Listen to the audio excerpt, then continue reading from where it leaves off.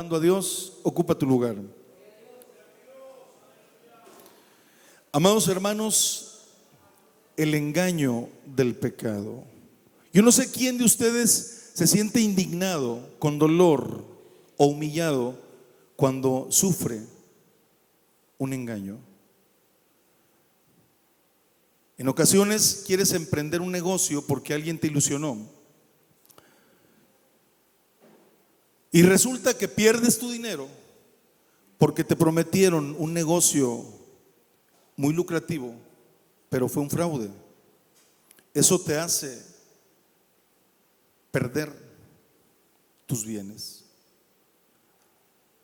En ocasiones el engaño trasciende y se pierde algo más que los bienes. Hay gente que pierde la salud y hasta la vida. Hace unos años, en 1982, alguien le puso cianuro a unas cápsulas de Tylenol y provocó la muerte de 7 personas en Illinois. Obviamente trajo una mala reputación para la farmacéutica y también decenas de millones de dólares de pérdida. Pero yo vengo a hablarte de un engaño más letal. Y este es el modus operandi de Satanás, es el engaño del pecado. La carta a los Hebreos está dirigida a un grupo de judíos, hermanos recién convertidos al cristianismo, pero que estaban siendo seducidos, arrastrados o tentados para renegar de su fe. Es decir, que la apostasía estaba entrando a la iglesia y ellos querían regresarse al judaísmo. Es importante considerar que Dios siempre trabaja en base a advertencias. Primero viene la advertencia y luego viene la sentencia. Encontramos el caso de los Gálatas, por ejemplo, que el apóstol Pablo les dice: no se dejen engañar, aun si un ángel del cielo viene y les trae otro mensaje que no sea el que les he predicado, el evangelio de Jesucristo, dice, el tal sea anatema, no lo reciban ni le digan bienvenido. Eso fue en el capítulo 1 de Gálatas.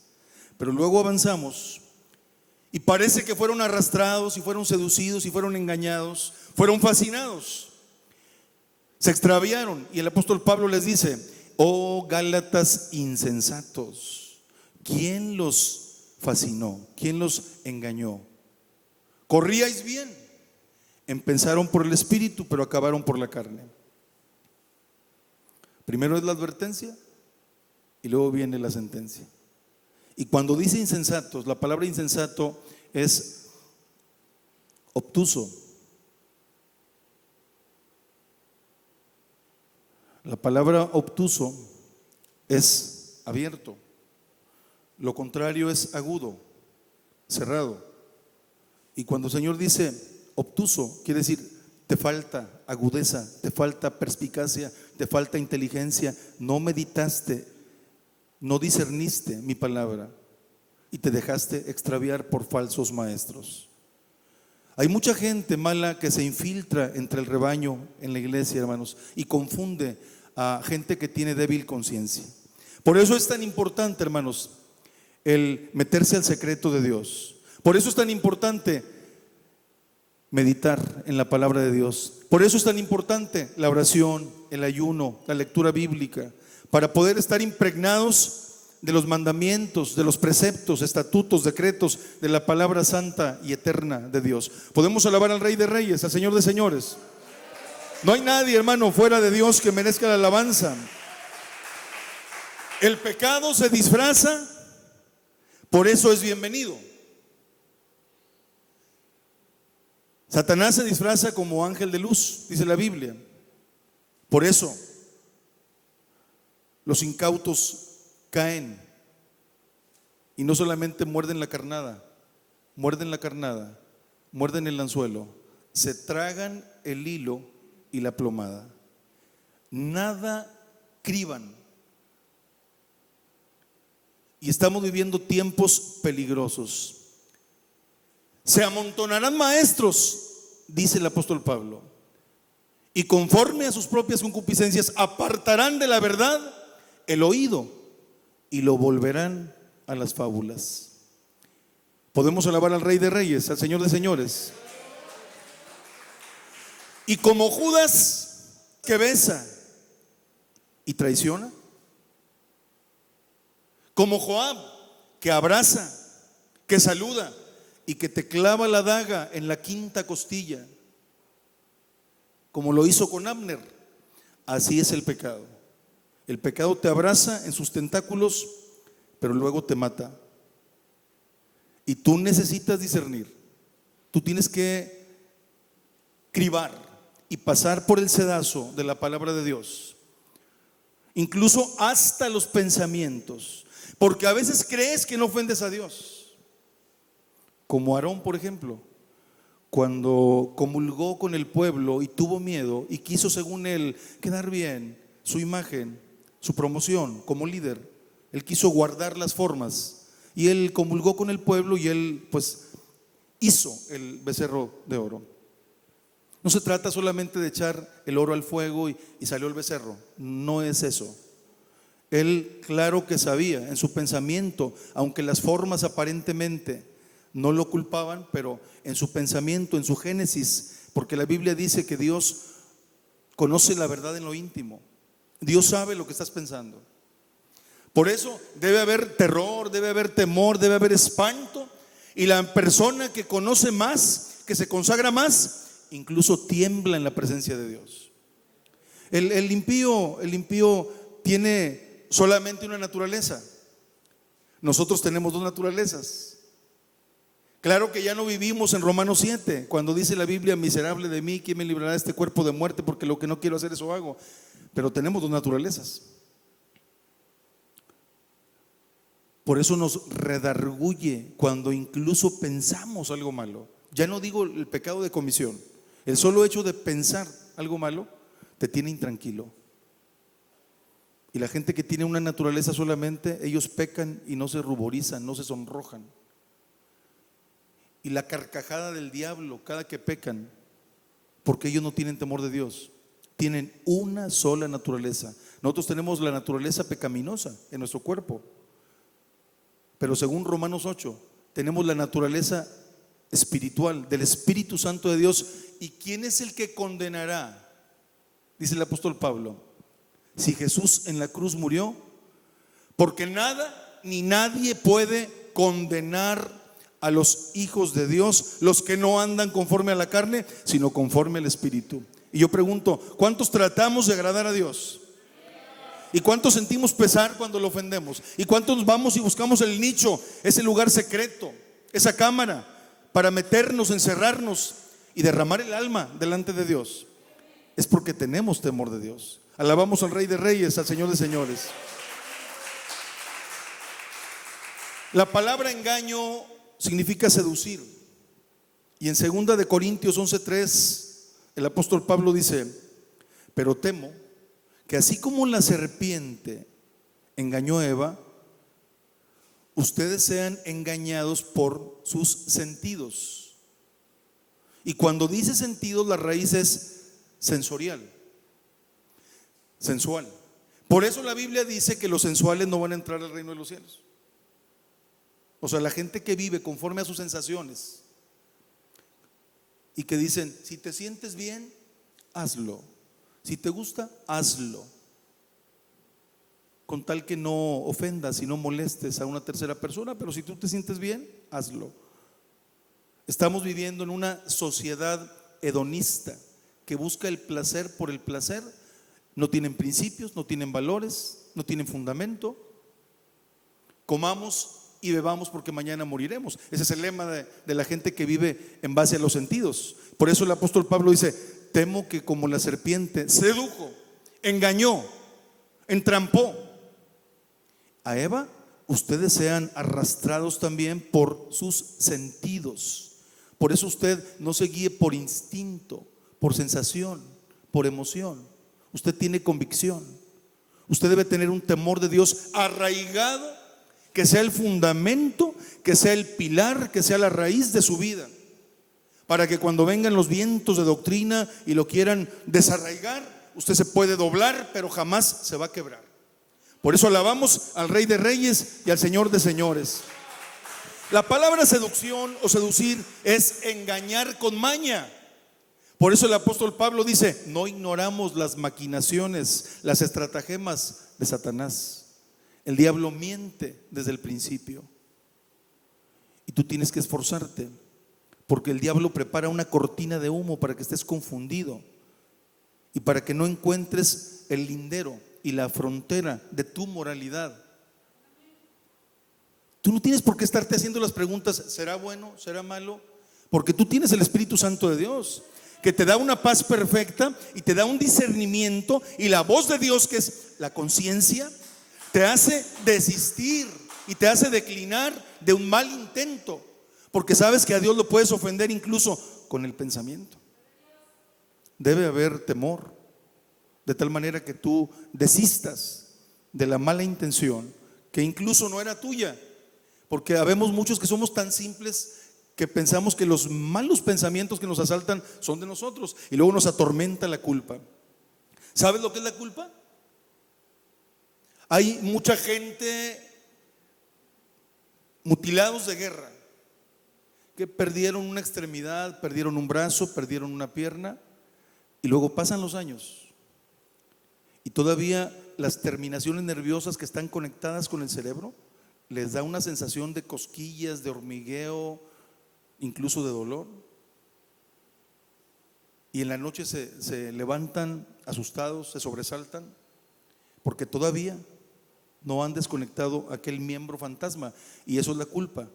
La gente que no se sabe perdonar a sí misma, hasta de los pensamientos que no son suyos, se siente vil, miserable, despreciable, cuando la razón es una sugestión de Satanás, y el que debe arrastrarse es Satanás, porque la sentencia de que se arrastre fue para la serpiente, no para el hombre, no para el Hijo de Dios. El Hijo de Dios debe caminar con dignidad, siempre arrebatándole a la vida los almacenes que Dios tiene preparados para que pueda disfrutar, porque el castigo de nuestra paz fue sobre Cristo en el Calvario, y yo tengo que disfrutar de paz perfecta. Yo no tengo por qué sentirme un miserable. Yo soy un hijo de Dios. Ahora, cuando el apóstol Pablo logra que nos identifiquemos con él, ahí en Romanos 7, cuando dice: miserable de mí, ¿quién me librará de este cuerpo de muerte? Es porque Pablo siempre ilustraba y usaba alegorías. Y es que había una costumbre en las cárceles romanas, que el preso vivo era atado espalda con espalda con un cadáver putrefacto, maloliente, descompuesto. Y el preso, cuando se movía, cuando caminaba, tenía que caminar con ese hedor de ese cadáver. Y yo creo que es indecible el asco que se experimenta. Y lo que trato de decirte es que tú te sientes incómodo contigo mismo cuando alimentas y nutres y robusteces y fortaleces la naturaleza pecaminosa. Por eso la Biblia dice: no satisfagáis los deseos de la carne, que batallan contra el alma y el espíritu. Si tienes dos fieras adentro de ti, una es buena y otra es mala, son tus dos naturalezas. Quiero que sepas que la naturaleza mala está crucificada, pero debería estar muerta. Yo te pregunto, si llega el momento de la confrontación, ¿cuál de las dos fieras va a ganar? Obviamente la que tú nutras, la que tú alimentes. Y si tienes anémica la naturaleza nueva, espiritual, no oras, no lees la Biblia, en la noche te acuestas a ver si de chiripada amaneces, en la mañana no agradeces, no alabas, no glorificas a Dios, reniegas, te quejas, te amargas, te comparas neciamente, te fastidias, todo te amarga, te sientes frustrado, pues claro que el día va a ser una maldición, y a mediodía vas a escuchar la carcajada del diablo. Esa sí es una vida miserable. Pero todo aquel que tiene la nueva naturaleza, que ha nacido de nuevo, que reconoce que valora y que tiene la misma perspectiva y concepto que Dios tiene con respecto al pecado, es una persona que aborrece el pecado y que tiene pecado porque está en el cuerpo, pero no se deleita en el pecado. No comete pecado deliberado. Son pecados por hierro, por ignorancia, por debilidad. Y eso no ofende a Dios. Eso alcanza atenuantes, no agravantes.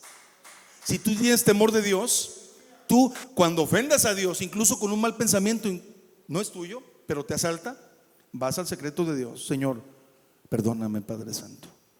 Dijo Lutero: por mi mente cruzaron aves negras, pero no anidaron. Es tan importante, hermano, que no le demos lugar al diablo. Podemos alabar al Rey de Reyes, al Señor de Señores. Te aconsejo que no seas una persona sensorial, sensual. Claro que tenemos sentidos, claro que tenemos sensaciones, emociones, pero no son la directriz de la vida, no son las riendas de tu vida. Lo que debe dirigirte incluso no es el alma. El alma tiene que estar subordinada al espíritu. Por eso el apóstol Pablo dice que saquemos el hombre interior, es el hombre espiritual. Podemos alabar al Rey de Reyes, al Señor de Señores. Yo te pregunto, ¿cómo se presenta la serpiente con Eva? Se presenta con medias verdades, se presenta distorsionando la palabra de Dios, porque si reconoce la serpiente y dice: Dios dice, pero ¿tú qué dices? Y ahí nace la relatividad, que nada es mentira y nada es verdad, todo depende del lente con que lo mires. Y no nace de Einstein, el creador es Satanás, desde el huerto del Edén. Entonces Satanás usa estratagemas y Eva cayó redondita, o sea, fue seducida, porque la serpiente distorsionó la palabra de Dios. Yo encuentro que la serpiente, o sea, el diablo, en Mateo 4, distorsiona también la palabra de Dios. 3 veces trazó la Biblia. ¿Sí sabían ustedes que el diablo sabe Biblia? Hay mucha gente que incluso te puede argumentar. Son los falsos maestros, que el apóstol dice que apartan de la verdad del oído y lo vuelven a las fábulas. Y una fábula es precisamente una metáfora donde incluso a lo inanimado se le da atributos personales. Y obviamente tiene una moraleja y se puede aplicar, pero tú no puedes vivir de fábulas, de genealogías, de chismes, de herejías. Tú necesitas fibra moral, tú necesitas temor de Dios, necesitas tener Biblia aquí en el corazón, porque va a venir el día malo y Satanás tumba como bolos de boliche a la persona que no tiene fibra moral. Tú necesitas una cimentación como el sicómoro, que es un árbol del desierto, una planta sufrida, que las raíces se profundizan buscando el vital líquido. Tú necesitas tener profundidad, porque viene el diablo y tumba a los incautos, a la gente que no ora, a la gente que no ayuna. Hay gente que nada más ora cuando va a la iglesia, y hay gente que nada más ora cuando come, y eso abrazando el plato. Un muchachito se ponía a llorar abrazando el plato porque la abuelita le servía bien abundante, era muy generosa, y él lloraba. Lloraba. Yo creo que era como niño, era su oración y subía a la presencia de Dios. Ya vemos mucha gente así, que también tenemos hedonismo y glotonería y que glorificamos mucho la comida y nada más oramos porque pues también son normas o ética. Si no oramos, pues entonces alguien nos puede señalar. No se trata de eso. Debe haber un estilo de vida, debe haber una coherencia y debes congregarte. Uno se tardó 6 meses en ir a la iglesia, se acabó el culto y se acerca con el pastor y le dice: pastor, estuvo bien bueno el sermón. Y el pastor le dijo: ojalá y no haya estado tan bueno como el día de 6 meses, porque con aquel aguantaste 6 meses, tremendo. Necesitas congregarte. La Biblia dice: no dejando de congregarte como algunos tienen por costumbre. Si tú sacas un leño, lo sacas de la lumbre, ¿qué va a pasar con el leño? ¿Y qué es lo que está pretendiendo el enemigo con todo este problema del confinamiento? Todos sabemos que Dios lo permite, lo que está pasando. Todos sabemos que lo que está pasando no mata a la iglesia, pero exhibe a los que están muertos. Esta es una prueba para todos, en todas las áreas de nuestra vida. Pero el que es de Dios se santifica. Y aún hasta en el día malo le saca provecho, le saca ventaja, arrebata en el día malo incluso. Podemos alabar al Rey de Reyes, al Señor de Señores. El proceso del pecado.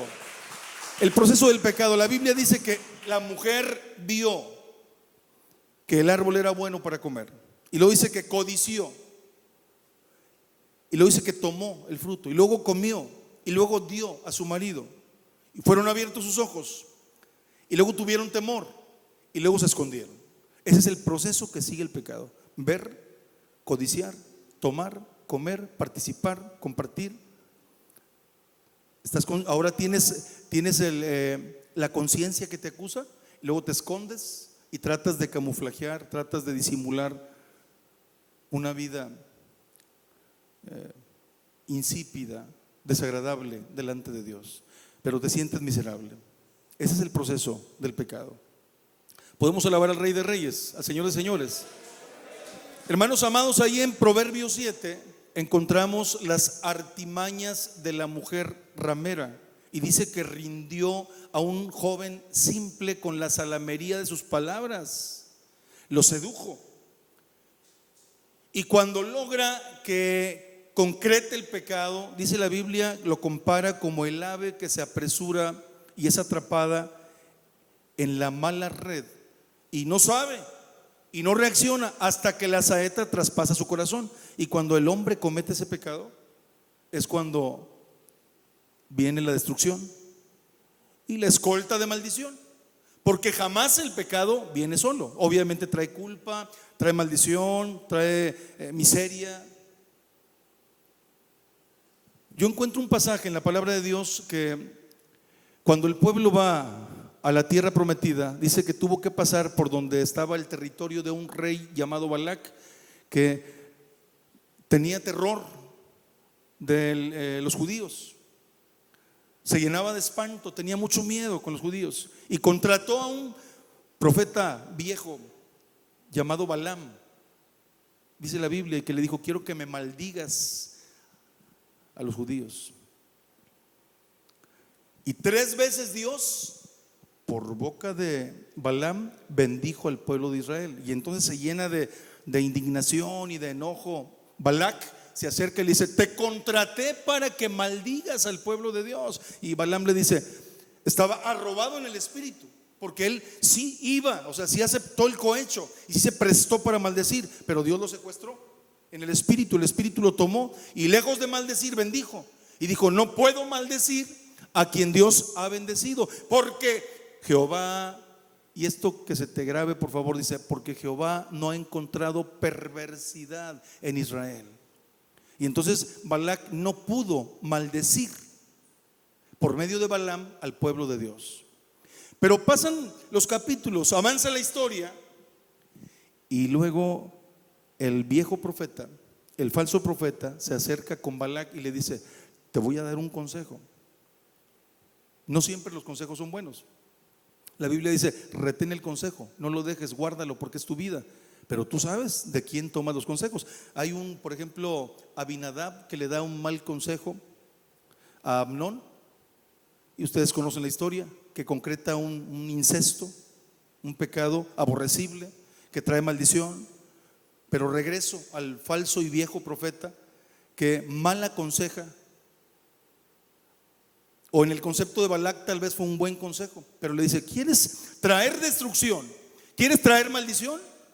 Dijo: manda a traer mujeres hermosas, muchas mujeres hermosas, y que traigan sus ídolos y que seduzcan a los de Judá. Y dice la Biblia que sedujeron a los hombres y que cayeron, que hubo gran mortandad, unos 30,000 hombres, y luego vino destrucción y vino maldición.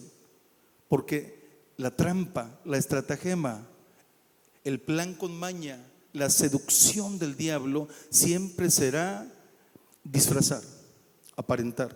Y tú sientes que aquello te conviene, sientes que te ofrece, que te promete, que te va a gratificar, pero te trae condenación.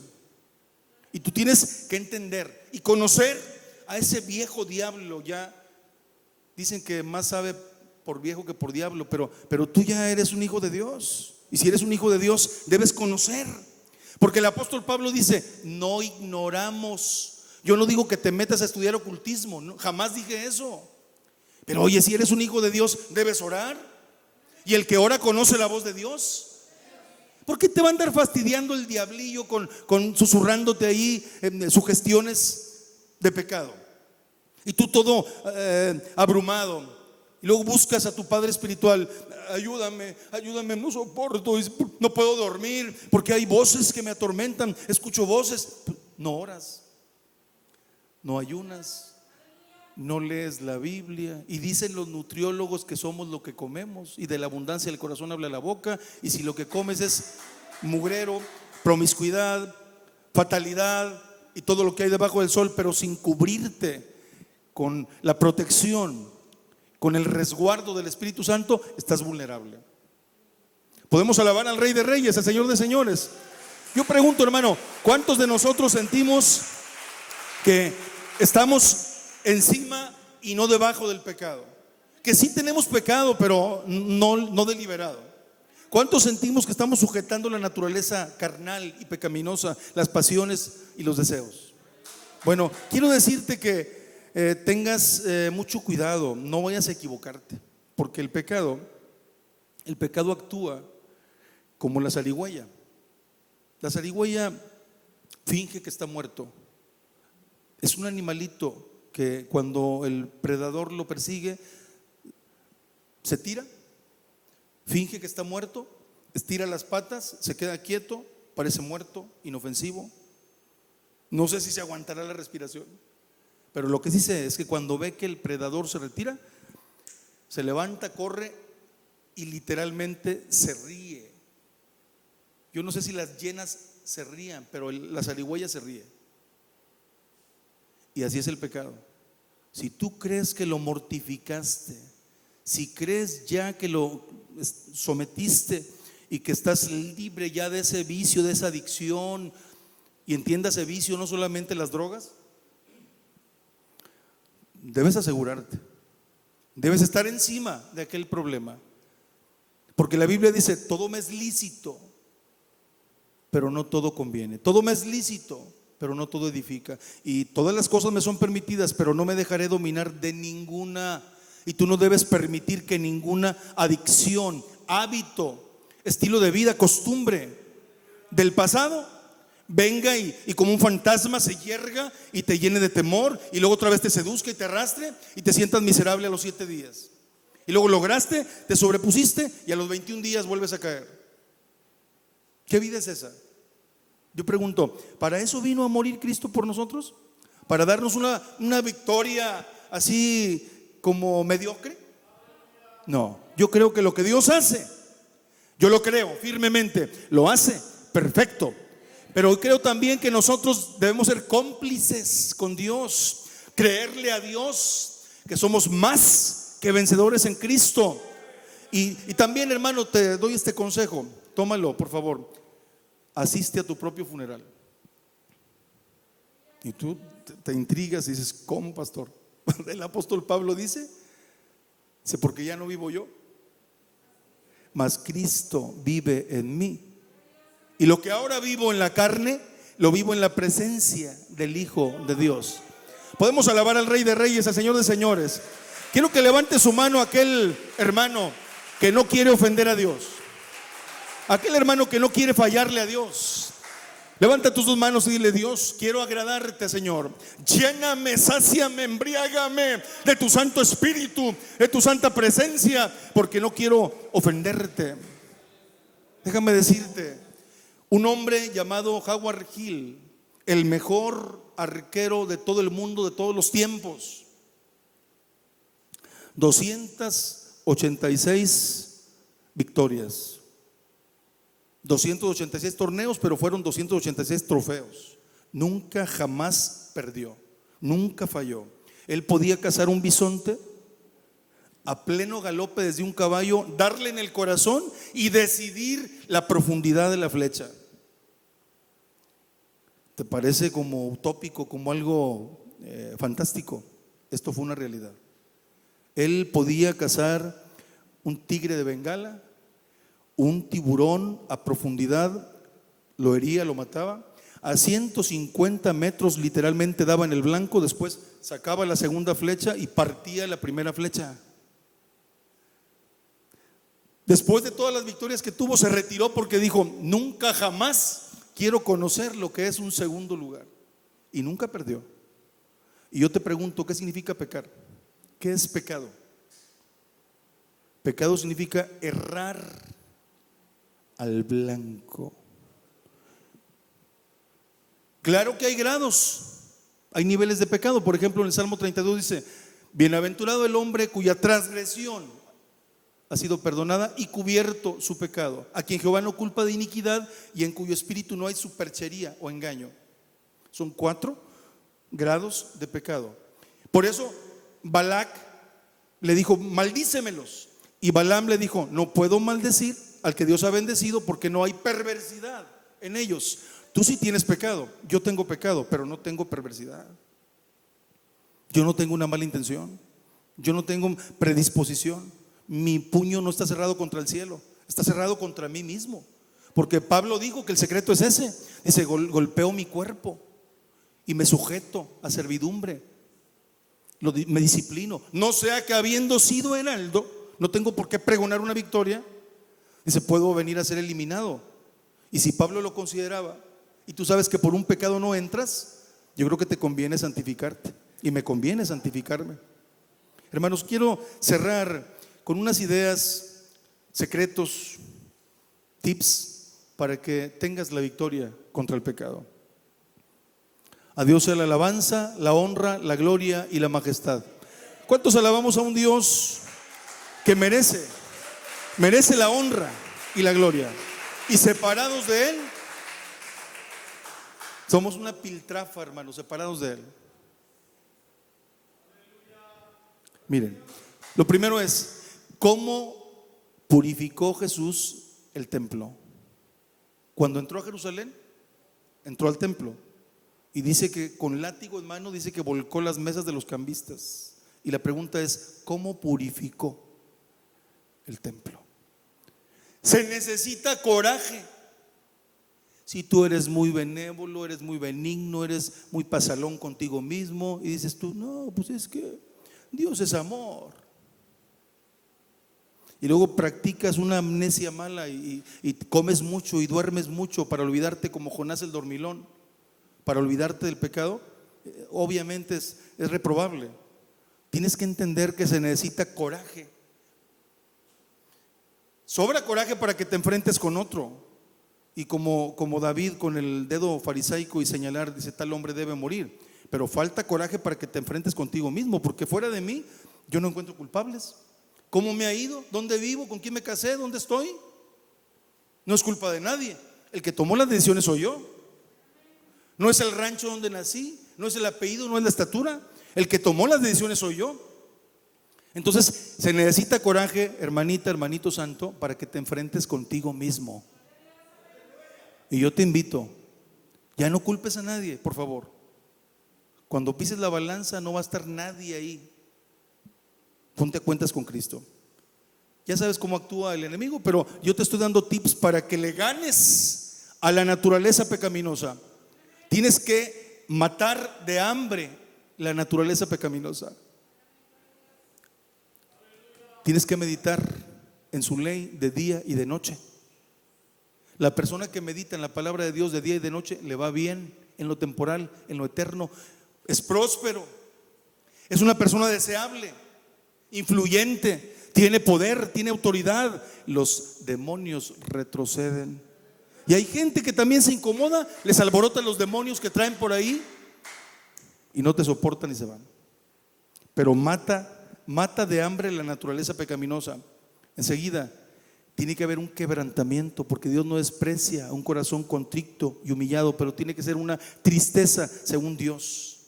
Enseguida tiene que haber confesión, porque la Biblia dice: mientras callé, se envejecieron mis huesos en mi gemir todo el día, se volvió mi verdor en sequedades de verano, pero dije: mi pecado te declararé. Y cuando confiesas el pecado, te quitan un fargo de la espalda y te sientes como un becerro de la manada y saltas de gozo y te alegras y el alma se quiere salir. Y otra vez vuelvo: eres influyente, eres poderoso, eres deseable, porque la gente te ve limpio, sienten la presencia de Dios. Alabamos al Rey de Reyes, al Señor de Señores. Quiero cerrar con esto, querido hermano, amigo. Cierro con esto: el tiempo que tú decidas ocultar tu pecado a Dios será el mismo tiempo que estarás parado sobre tu desierto, y será el mismo tiempo que vivirás en estrechez y en escasez. O te enfrentas a tu pecado, o la estrechez, la escasez y la miseria. Y hablo en todos los términos, no solamente materialmente, sino principalmente en lo espiritual. Vas a vivir a una y un pedazo, y yo creo que esa no es la perfecta voluntad de Dios, porque un hijo de Dios que se sabe perdonado se siente, no digo que omnipotente, pero se siente potente, porque potente es tener poder. Quiero que levante la mano el que tiene poder en Cristo, porque el Señor dijo: recibiréis poder. Y también dijo: a los suyos vino y los suyos no lo recibieron, mas a los que le recibieron, a los que creen en su nombre, les dio la potestad. Y dime, ¿qué es potestad? ¿Qué es potestad? Potestad es poder, poder, autoridad. Estarás encima y no debajo. Dale la gloria al Rey de Reyes, al Señor de Señores. Alabamos a Cristo, porque Dios es grande, fuerte y de mucho poder. Quiero que estemos de pie en el nombre de Jesucristo y que levantemos manos santas. Vamos a buscar la presencia de Dios. Inclina tu semblante ante Dios y pídele misericordia, y dile que tu Santo Espíritu venga y gobierne tu vida, tu corazón, tu mente. Padre de misericordia, todo mi ser se rinde y se postra ante ti, Señor. Soberano Dios, te necesito, Dios. Ven y llena, transforma, satura, embriaga todo mi ser. Señor eterno, dame poder y autoridad para enfrentarme conmigo mismo, Señor, con los pensamientos ocultos, y para no acariciar el pecado, para enfrentarlo, sujetarlo, vencerlo en el nombre de Cristo, y poder experimentar esa sensación, Señor, de poder, de limpieza, de pureza espiritual. Gracias, Dios. Alabamos al Rey de Reyes, al Señor de Señores. ¿Cuántos se gozan en la presencia de Dios, mis hermanos? Si te das cuenta, van 2 semanas consecutivas que he estado buscando que nos regresemos a las sendas antiguas. Tenemos que buscar la santidad. No puede ser que tú digas: es que yo oro 4 horas, 7 horas, y luego te levantas y oprimes al que vive contigo, y entras al templo con una cara que si te miraras en un espejo ni tú te aguantarías. No puede ser eso. No puede ser eso, porque los hijos de Dios, o sea, está la presencia de Dios. Si sabes lo que es estar de acuerdo, si sabes lo que es sentir la armonía, el deleite, la sinfonía de poder juntar nuestros talentos para la gloria de Dios. Y cuando te sabes perdonado, hermano, cuando una persona se sabe perdonada, dice la Biblia que salta como becerro de la manada y se goza grandemente. Y luego sales allá y contagias a los hermanitos santos que quieren pero que no pueden venir. Vas y los bendices y los ministras y compartes de gracia lo que de gracia has recibido, porque estamos aquí en la casa de Dios, hermano. Espiritualmente el Espíritu Santo nos ministra y disfrutamos de banquetes con esplendidez, y afuera hay Lázaros tirados que tienen llagas y necesidades auténticas. Y nosotros, si tenemos la presencia de Dios, ¿qué debemos hacer allá afuera, hermano? Porque ¿dónde brilla la luz? En las tinieblas. Entonces, hermano amado, que esta prueba nos sirva de algo. Tenemos que sufrir una metamorfosis, cambiar. Ya no seamos los mismos, por favor. Ya no seamos los mismos. Hay un canto que yo escuchaba desde niño, tenía 8 años, cuando mi mamá me llevaba a la iglesia, y había un canto que cantaban las hermanitas y decía: no hagamos más llorar a Dios, su llanto me entristece, me oprime el corazón.